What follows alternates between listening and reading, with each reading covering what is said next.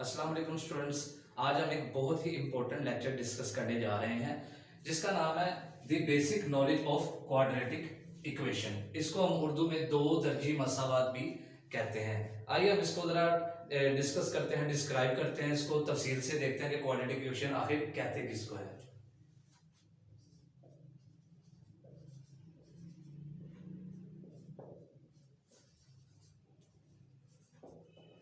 जी तो students, quadratic equation का जो फार्मूला होता है, जो इसकी इक्वेशन होती है, पहले मैं आपको वो लिख के बताता हूँ, उसके बाद मैं आपको तफसील के साथ इसके बारे में बताऊंगा कि क्वाड्रेटिक इक्वेशन होती क्या है, इसको कैसे सोल्व करते हैं, इसको सोल्व करने की कितनी टाइप्स होती हैं, वो आज हम तफसील से देखेंगे।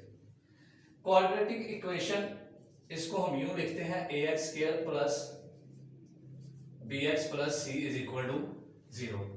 ये एक स्टैंडर्ड फॉर्म है क्वाड्रेटिक इक्वेशन की। इसको हम दूसरे लफ्जों में स्टैंडर्ड फॉर्म कहते हैं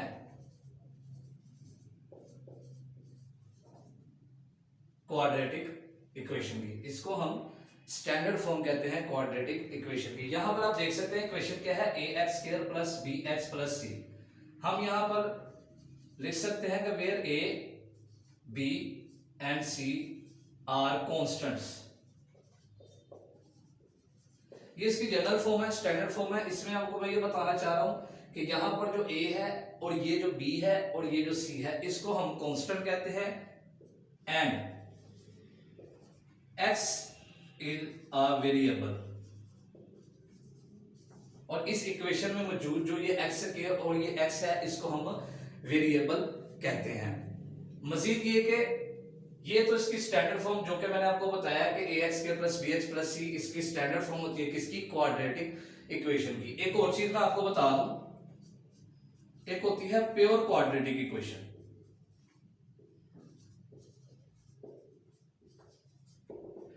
प्योर क्वाड्रेटिक इक्वेशन क्या होती है, ax² plus c is equal to 0। जी आप देख सकते हैं कि प्योर क्वाड्रेटिक इक्वेशन में bx वाला हिस्सा नहीं होता।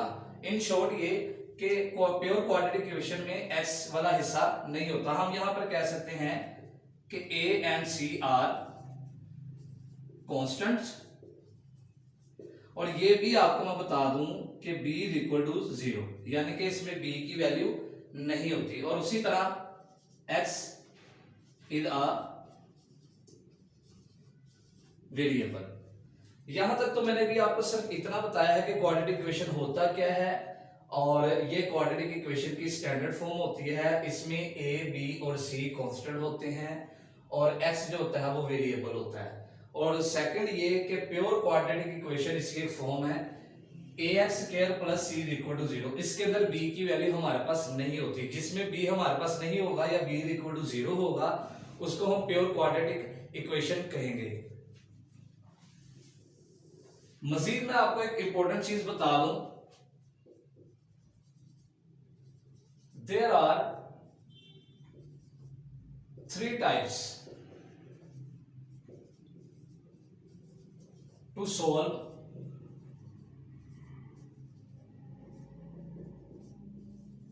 Quadratic equation. ये जो आपको इक्वेशन के बारे में मैं डिस्क्राइब कर रहा हूं, आपको समझा रहा हूं, इसमें मैं आपको बता दूं कि there are 3 types of to solve the quadratic equation. इस क्वाड्रेटिक इक्वेशन को सोल्व करने के 3 टाइप्स होती हैं। कौन कौन सी? ए टाइप है, उसका हम कहते हैं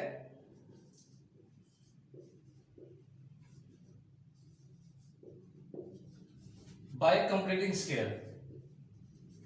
ये इसकी टाइप का नाम है, पहली टाइप का। Second,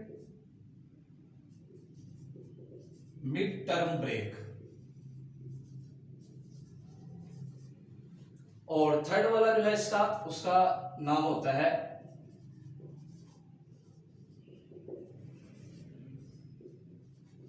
bye using quadratic formula. Quadratic formula क्या होता है वो भी मैं आपको यहां बता देता हूं। मजीद हम लास्ट पे ये देखेंगे कि ये जो मैं क्वाड्रेटिक इक्वेशन के बारे में, क्वाड्रेटिक फार्मूले के बारे में आपको बता रहा हूं, क्वाड्रेटिक फार्मूला असल में होता क्या, इसको कैसे डिस्क्राइब करते हैं, इसको कैसे फाइंड करते हैं, कैसे प्रूव करते हैं, मैं आपको वीडियो के लास्ट पे जरूर बताऊंगा। क्वाड्रेटिक फार्मूला असल में होता क्या है, x is equal to -b plus minus B square minus 4ac over 2a। ये क्वाड्रेटिक फॉर्मूला है। क्वाड्रेटिक इक्वेशन को सोल्व करने के हमारे पास तीन टाइप्स होती हैं। वो तीन टाइप्स ये लिखी है मैंने आपके लिए, बाय कंप्लीटिंग स्क्वायर पहला इसका तरीका ये है, दूसरा तरीका है मिड टर्म ब्रेक, और तीसरा by using formula quadratic formula जो कि मैंने आपको लिख के दिया minus B plus minus B square square root B square minus 4ac over 2a। ये जो मैंने अभी आपको बताया है कि तीन टाइप्स होती हैं क्वाड्रेटिक इक्वेशन को सॉल्व करने के लिए, by completing square, by mid term break और बाय यूजिंग क्वाड्रेटिक फॉर्मूला। अब हम ऐसा करते हैं कि खुद से एक एग्जांपल लेते हैं और उस एग्जांपल को हम इन तीनों टाइप्स के साथ हल करते हैं। आइए देखिए, मैं इसे इरेज कर रहा हूं।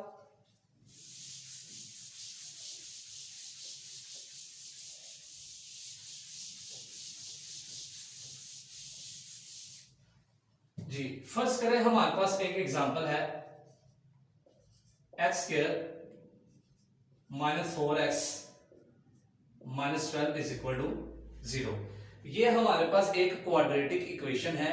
अब मैं इसको उन तीन टाइप्स की मदद से हल करूंगा जो मैंने अभी आपको बताई हैं, by completing square, mid term break और थर्ड इज क्वाड्रेटिक फॉर्मूला को इस्तेमाल करके हम इस इक्वेशन को सॉल्व करेंगे। फर्स्ट वाला हमारे पास क्या है था, बाय कंप्लीटिंग स्क्वायर। स्टूडेंट्स आप जानते हैं कि कंप्लीटिंग स्क्वायर के वैसे तो कुल याद आपने फॉर्मूले पढ़े हुए हैं कि 12 फॉर्मूले, बेसिक फॉर्मूले 12 होते हैं। उसमें से स्क्वायर वाले फॉर्मूले जो मैं यहां पर आपके लिए लिख रहा हूं, हम जानते हैं कि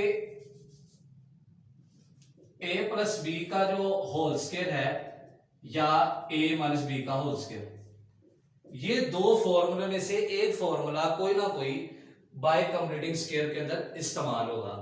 हम जानते हैं कि a प्लस बी का होल स्क्वायर हमारे पास होता है a square plus 2ab plus B square, और a माइनस बी का होल स्क्वायर हमारे पास होता है a square minus 2ab plus B square. एक और बात मैं आपको बता दूं कि ये दो फार्मूलों में से एक फार्मूला जरूर इस्तेमाल होगा बाय कंप्लीटिंग स्क्वायर के अंदर। अक्सर स्टूडेंट्स ये सोचते हैं या पूछते हैं कि हमें किस तरह पता चलेगा कि हम जो कंप्लीटिंग स्क्वायर फॉर्मूला के जरिए इस क्वाड्रेटिक इक्वेशन को हल करने लगे हैं उसमें ये वाला फॉर्मूला लगेगा या ये वाला। उसके मुताबिक भी मैं आपको बताता हूं कि किस तरह हमें पता चलेगा। तो आइए देखते हैं। आपने इस और इस ये दोनों फॉर्मूलों को माइंड में रखकर बाय कंप्लीटिंग स्क्वायर के जरिए इसको हल करना है। आइए देखें, इक्वेशन हमारे पास है X square minus 4x minus 12 is equal to 0। ये जिसके नीचे मैं अंडरलाइन कर रहा हूं, एक ये और एक ये, आपने दोनों फार्मूले को ज़हन में रखना है। हमने इस इक्वेशन को इस फार्मूले की तरह लिखने की मुकम्मल कोशिश करनी है जैसे वो लिखा हुआ है a square plus 2ab plus B square या a square minus 2ab plus B square. आइए देखते हैं, ये हमारे पास x स्क्वायर है। अगर मैं इसको यूं x लिखकर और ब्रैकेट के अंदर यूं स्क्वायर डाल दूं तो मतलब वही बनता है x स्क्वायर, इस तरह लिख दो या इस तरह लिख दो। इस तरह मेरे लिखने का मकसद ये है कि ये हमारे पास बन गया है a स्क्वायर। अब सवाल ये पैदा होता है कि स्टूडेंट ये पूछते हैं कि प्लस वाला फार्मूला इस्तेमाल होगा या माइनस वाला। तो उसका भी बड़ा आसान तरीका है। हमने यहां पर x को स्क्वायर के अंदर लिख दिया, आगे कौन सा साइन है, माइनस का। x स्क्वायर के आगे जो वैल्यू x वाली होती है उसके साथ जो साइन होगा उसी के मुताबिक फार्मूला इस्तेमाल होगा। जैसे कि आप देख सकते हैं कि यहां पर a स्क्वायर के आगे प्लस है और यहां पर a स्क्वायर के आगे माइनस है। यहां पर जो हमारे पास x स्क्वायर है इसके आगे माइनस है, तो हमारा फार्मूला कौन सा इस्तेमाल होगा इस क्वेश्चन में, ये मैं अंडरलाइन कर रहा हूं। इस तरह आप पता चला सकते हैं। दोबारा सुन लें, x स्क्वायर की वैल्यू के आगे जो साइन होगा उस हिसाब से आपको पता चलेगा। देखिए यहां पर आप समझिए x स्क्वायर है, x स्क्वायर के आगे अगर प्लस होगा तो प्लस वाला फार्मूला इस्तेमाल होगा, x स्क्वायर के आगे अगर माइनस होगा तो माइनस वाला फार्मूला इस्तेमाल होगा। अब हम जान चुके हैं कि हमारे पास ये वाला फार्मूला इस्तेमाल होना है। अब हमने इस इक्वेशन को इस फार्मूले की तरह बनाना है जैसे कि ये बना हुआ है a स्क्वायर माइनस 2ab, ये मैं अंडरलाइन कर रहा हूं। अब हमने माइनस 2ab यहां पर बनाना है। आप ऐसा करें, x स्क्वायर यहां पर आप खुद से माइनस 2 लगाएं, आप समझे वो ये वाला माइनस 2 है, समझ लें। आगे हमारे पास पड़ा हुआ है a और b, a एंड b। अब यहां पर आप अगर गौर करें तो ये x स्क्वायर और ये ए स्क्वायर, यानी कि ए स्क्वायर और एक्स स्क्वायर एक जैसा है, यानी कि हमारे पास जो इस इक्वेशन में ए है वो एक्स है। समझने और सोचने वाली बात यह है कि आपने सिर्फ ये सोचना है ये जो बी है यानी कि ये वाला, इस ब्रैकेट को जो मैंने खाली छोड़ा हुआ, आपने सिर्फ ये सोचना है कि यहां पर हम कौन सी रकम दर्ज करें कि इसको और इसको आपस में मल्टीप्लाई करें तो 4x आ जाए। अब देखें 2 को अगर मैं x से मल्टीप्लाई करूं तो 2x है, अगर मैं 2x को 2 से मल्टीप्लाई करूं दोबारा यानी कि इस 2 से, तो 2x को 2 को x से मल्टीप्लाई करेंगे तो 2x, 2x को 2 से मल्टीप्लाई करेंगे तो क्या आ जाएगा 4। अब स्क्वायर कंप्लीट करने के लिए आगे प्लस और आगे क्या पड़ा हुआ है बी स्क्वायर, तो हम खुद से यहां पर प्लस लगाएंगे और b का स्क्वायर, हम जानते हैं कि यहां पर b 2 है, यहां पर b क्या है 2। अब ये जो मैंने प्लस b स्क्वायर खुद से फार्मूला कंप्लीट करने के लिए लगाया है, याद रहे मैथ में अगर हम कंडीशन को मुकम्मल करने के लिए किसी भी चीज को खुद से लेट सपोज करके अगर हम ऐड करते हैं तो उसी चीज को सब्ट्रैक्ट भी करना होता है, ये जरूरी रूल है। यहां पर हमने प्लस 2 का स्क्वायर अपने से ऐड किया तो हम अपने से 2 का स्क्वायर माइनस भी कर देंगे। दोबारा जरा गौर से देखिए, अगर मैं इस एक्स स्क्वायर को इस तरह लिख दूं कोई फर्क नहीं पड़ता, माइनस माइनस 2 को x से और 2 से इस पूरे को मल्टीप्लाई करें तो हमारे पास क्या आ जाता है 4x। ये प्लस 2 का होल स्क्वायर मैंने खुद से ऐड किया है फार्मूला पूरा करने के लिए, इसलिए मैंने इसको सब्ट्रैक्ट भी कर दिया। लास्ट में हमारे पास जो बचा हुआ है वो है -12 इज इक्वल टू 0। अगर आप गौर करें तो यहां से लेके यहां तक, जहां तक मैंने अंडरलाइन किया है, क्या ये शक्ल नहीं बनी हुई A square minus 2ab plus B square, ये देखें A square minus 2ab plus B square, तो हम इसको फार्मूले में बंद कर देते हैं। किस फार्मूले में, जैसे कि फार्मूला इसमें बंद हुआ है a माइनस बी का होल स्क्वायर, तो यहां पर हमारे पास a क्या है x माइनस b हमारे पास 2 है, तो ये इसके होल स्क्वायर में बंद हो गया। ये मैं लाइन रेस कर रहा हूं आपको समझाने के लिए लिखी थी जी, माइनस ये वाला माइनस यहां से लेके यहां तक ये फॉर्मूला में बंद हो गया। ये 2 का स्क्वायर 4 होता है, -12 is equal to 0। x minus 2 का होल स्क्वायर हम जानते हैं कि माइनस माइनस प्लस होता है लेकिन साइन माइनस का आता है, तो 4 और 12 प्लस हो जाएगा 6 इज इक्वल टू 0। ये हम इसको हल कर रहे हैं। अभी हमने जो मेन स्टेप हल किया वो है बाय कंप्लीटिंग स्क्वायर, वो मैंने आपको वहां पर बताया। आप मजीद खुद से कोई एग्जांपल लेके इसको हल कर सकते हैं। अब हम इसको मजीद हल करते हैं।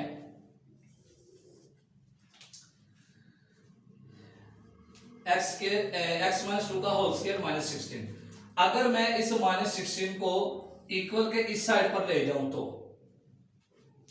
x माइनस 2 का whole square is equal to ये -16 इधर आकर प्लस का 16 हो जाएगा। मजीद x माइनस 2 का whole square is equal to ये जो 16 है इसकी जगह पर मैं 4 का स्क्वायर लिख सकता हूं, क्योंकि 4 का स्क्वायर हमारे पास किसके बराबर होता है 16 के। अब हम स्क्वायर रूट ले लेते हैं बोथ साइड पर, square root on both side को शॉर्टली BS भी लिख सकते हैं, लेकिन बोथ साइड लिख ले तो ज्यादा अच्छी बात है। x माइनस 2 का स्क्वायर इसका हमने अंडर रूट ले लिया, और ये जो 4 का स्क्वायर है इसका भी हमने अंडर रूट ले लिया।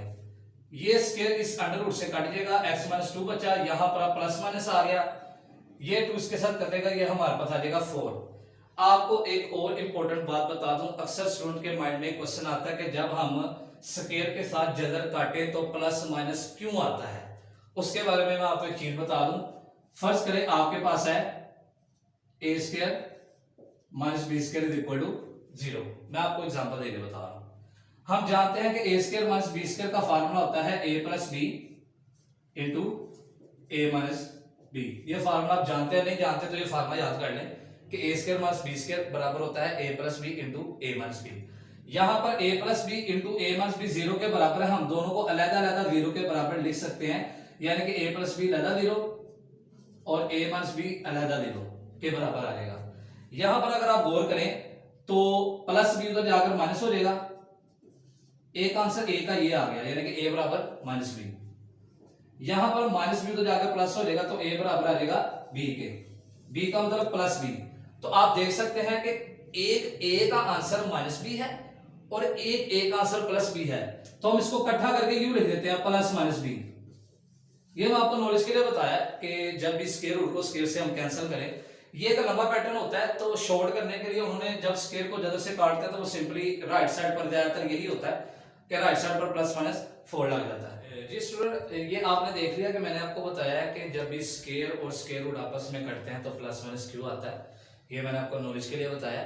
मजीद हम इसको हल करते हैं। अब ये देखें x minus 2 equal two plus minus 4, तो अगर मैं इस तरह करूं कि x माइनस 2 को एक दफा प्लस 4 के बराबर कर लूं और x माइनस 2 को एक दफा माइनस 4 के बराबर कर लूं, क्योंकि एक प्लस 4 है एक माइनस 4 है, मैंने दोनों को अलग-अलग लिख लिया, ऐसे आप लिख सकते हैं।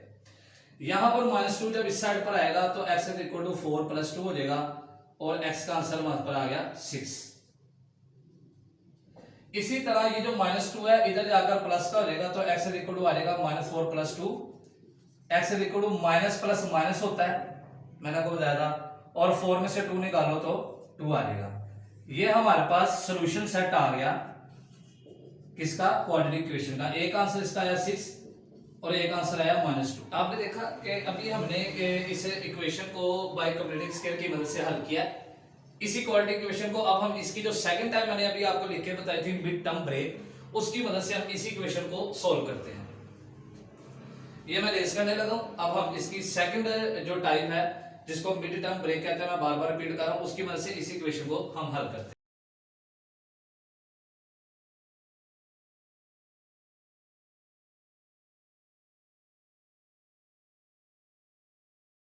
हमारे पास इक्वेशन क्या है, x square minus 4x minus 12।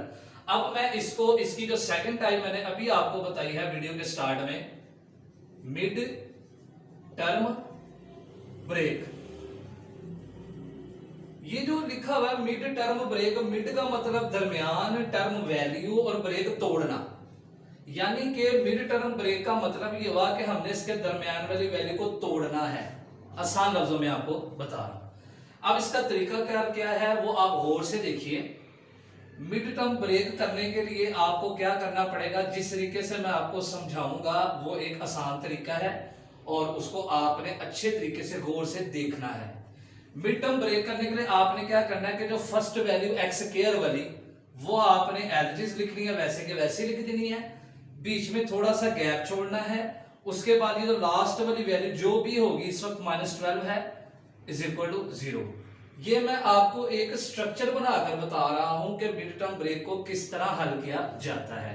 दोबारा सुनने, फर्स्ट वैल्यू जो एक्स स्क्वायर वाली होगी वो अपने एज इट इज लिखनी है, दरम्यान वाली वैल्यू की जगह इतनी थोड़ी सी जगह छोड़नी है और लास्ट वाली वैल्यू जो भी होगी वो आपने यहां पर लिखे इज इक्वल टू 0 कर देना है।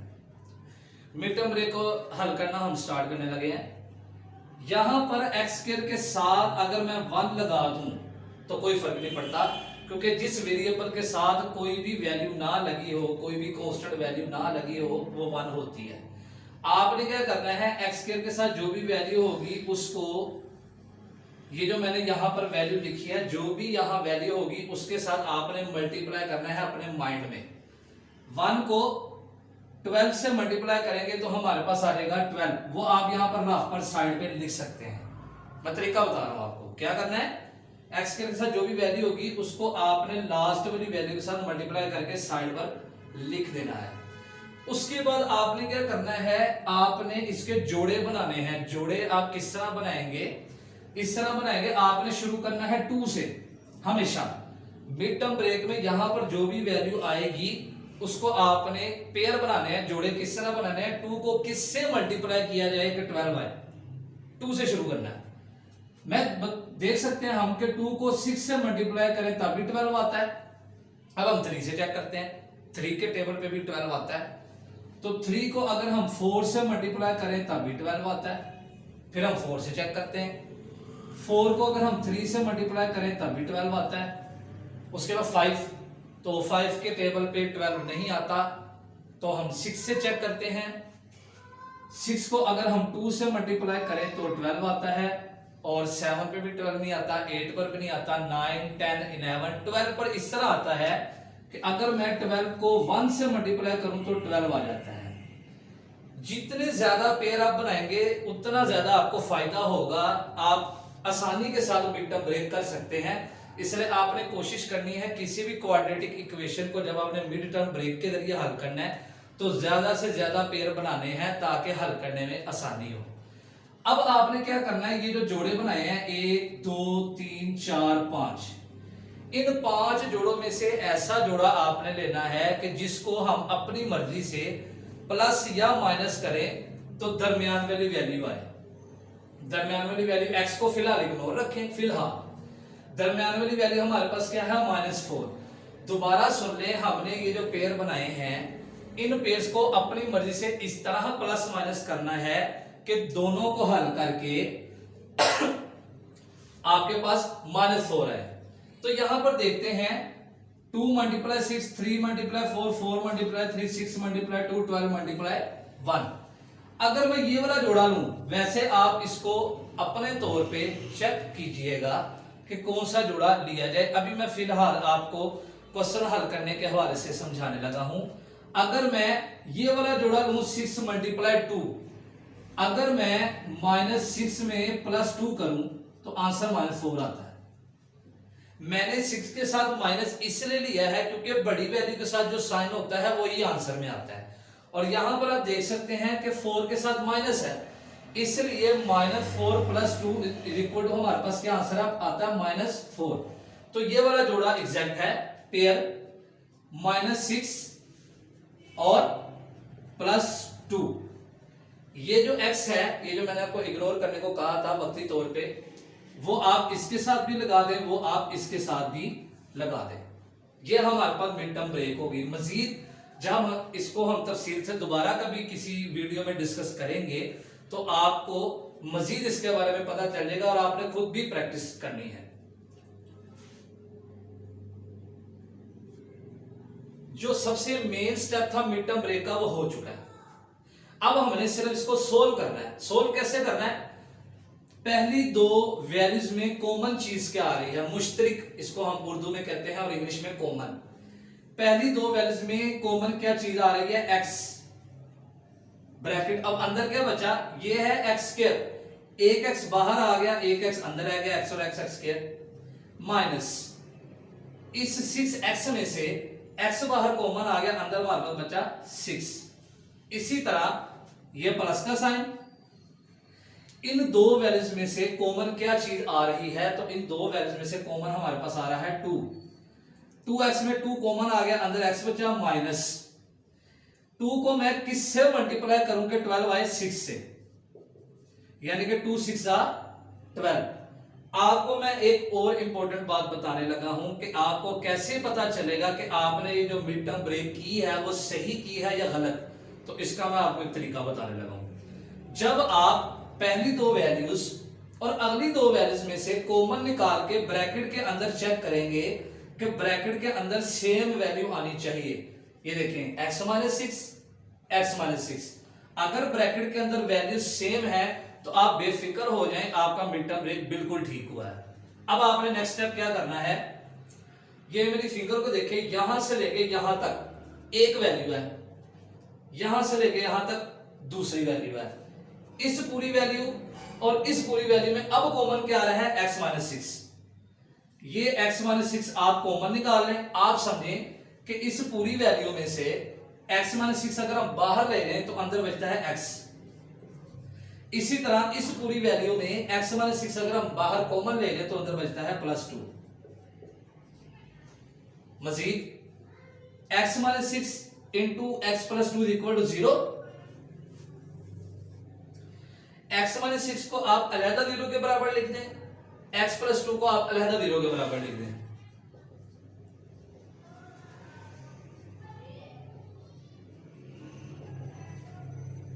x - 6 = 0 अलहदा, x + 2 = 0 अलहदा। अब x ये -6 इधर आकर +6 हो जाएगा, एक x कहां से आ गया 6, x ये +2 इस साइड पर आकर -2 हो जाएगा, दूसरा आंसर आ गया आपके पास -2। तो इसका सॉल्यूशन सेट क्या आया, 6 और -2। अभी जब मैंने इसकी पहली टाइप हल की थी उसका सॉल्यूशन सेट भी यही था, आप देख सकते हैं दोबारा। उसका सोल्यूशन सेट भी 6-2 था। और जब मैंने इसी इक्वेशन को मिड टर्म ब्रेक के जरिए हल किया है तो उसका भी आंसर 6-2 आ गया है। लास्ट पर हमारे पास अब क्या बचा, जो इसकी तीसरी टाइप थी, बाय यूजिंग क्वाड्रेटिक फॉर्मूला।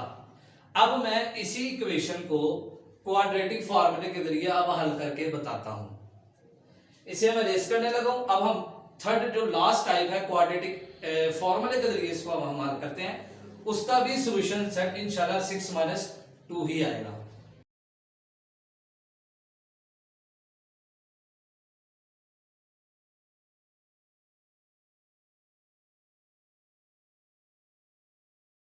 जी स्टूडेंट्स, इक्वेशन हमारे पास यही है। मैं आपको आपके नॉलेज के लिए रिमाइंड करवाने के लिए दोबारा आपको लिख के दे रहा हूं कि क्वाड्रेटिक फार्मूला हमने क्या लिखा था। क्वाड्रेटिक फार्मूला बराबर है x equal to -b plus minus under root B square minus 4ac over 2a। ये क्वाड्रेटिक फार्मूला होता है। मैं आपको इंशाल्लाह नेक्स्ट ये जरूर बताऊंगा कि ये क्वाड्रेटिक फार्मूला क्वाड्रेटिक इक्वेशन के जरिए किस तरह फाइंड किया जाता है। क्वाड्रेटिक इक्वेशन भी आपकी याद दहाने के लिए लिख लूं, ax square plus bx plus c equal to 0। Next हम किसी वीडियो में मैं आपको इसका प्रूफ जरूर बताऊंगा कि इस क्वाड्रेटिक इक्वेशन को हल करके किस तरह हम क्वाड्रेटिक फार्मूला निकालते हैं। यहां पर हम इक्वेशन को गौर करें, मैं यही इक्वेशन बार बार रिपीट कर रहा हूं आपको समझाने के लिए। x square minus 4x minus 12 equal to 0। अगर मैं इस क्वाड्रेटिक इक्वेशन को जनरल फॉर्म यानी कि standard form of quadratic equation के साथ कंपेयर करूं तो आप देख सकते हैं यहां पर x स्क्वायर के साथ 1 है, यहां पर x स्क्वायर के साथ a है। तो मैं ये कह सकता हूं कि अगर मैं इसको और इसको कंपेयर करूं तो मैं कह सकता हूं कि a किसके बराबर है, 1 के। इसी तरह b के साथ x के साथ क्या है, b। यहां पर x के साथ क्या है, -4। यानी कि मैं कह सकता हूं कि b हमारे पास -4 के बराबर है। इसी तरह लास्ट पे ये क्या पड़ा हुआ है, c। और ये 12 हमारे पास फिर क्या होगा, c। हमें क्वाड्रेटिक फॉर्मूले को सोल्व करने के लिए ए बी सी की जरूरत लाजमी होती है। मैंने ये क्वाड्रेटिक इक्वेशन इसीलिए दर्ज की है ताकि आपको उस क्वाड्रेटिक इक्वेशन और इस क्वाड्रेटिक इक्वेशन के साथ एक दूसरे को कंपेयर करके आपको बता सकूं कि ए क्या है, बी क्या है और सी क्या है। अब हमने सिंपली क्या करना है, वो फार्मूला हमें याद करना पड़ेगा, -b plus minus under root B square minus 4ac over 2a। अब वो फार्मूला हम यहां पर यूज करेंगे। यहां पर हम लिखेंगे यूजिंग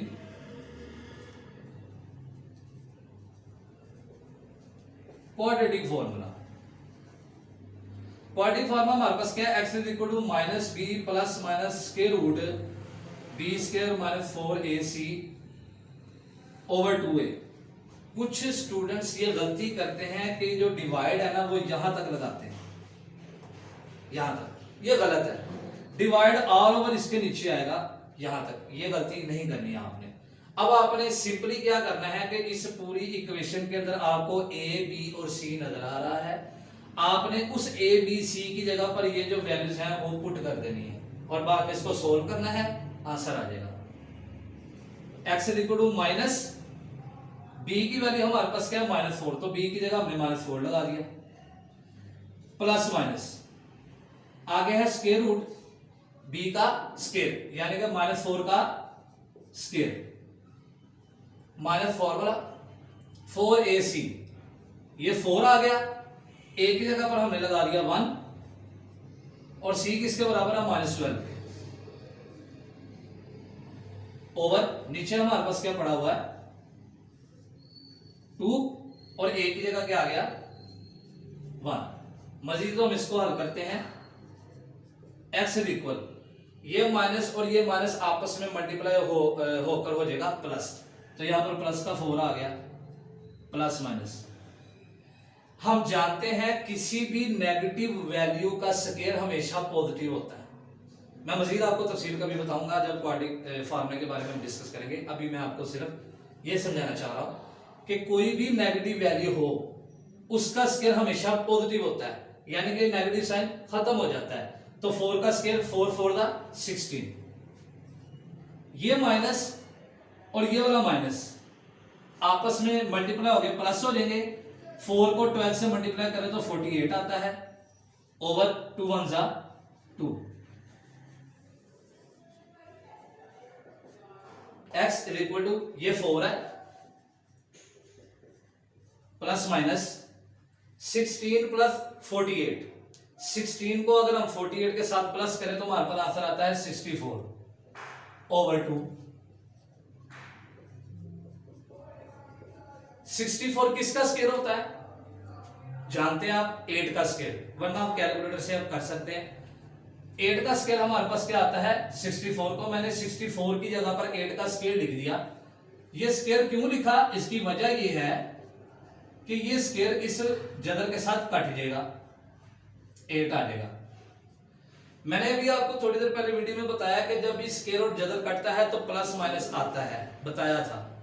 आप अगर गौर करें तो प्लस माइनस पहले से ही मौजूद है, तो एक ही जगह पर 2 बार प्लस माइनस दर्ज नहीं किए जा सकते, इसलिए जब ये स्केयर रूट से कटेगा तो खाली 8 ही आएगा। अब x equal to 4 plus minus 8 over 2, तो इसको हम दो तरीकों से हल कर सकते, मतलब इसको हम दो तरीकों से हल करेंगे, अलग-अलग कर देंगे, जैसे मैंने पहली इक्वेशन में किया। एक बार हम 4 प्लस 8 ओवर 2 अलग कर देंगे, यानी कि ये प्लस वाला, और एक बार हम 4 माइनस 8 ओवर 2 अलग कर देंगे। इसको सोल्व करें, x equal to 8 plus 4 12 over 2, 2 1 2 2 6 12, एक x का आंसर आ गया 6। माइनस 8 में से 4 निकाले, माइनस 4 ओवर 2, ये इसके साथ कटा, माइनस 2 आ गया।